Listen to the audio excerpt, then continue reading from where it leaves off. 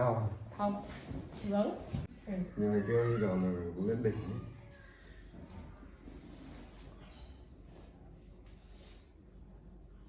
Đặt tay như này thì mình đặt chỉ đặt vừa phải thôi.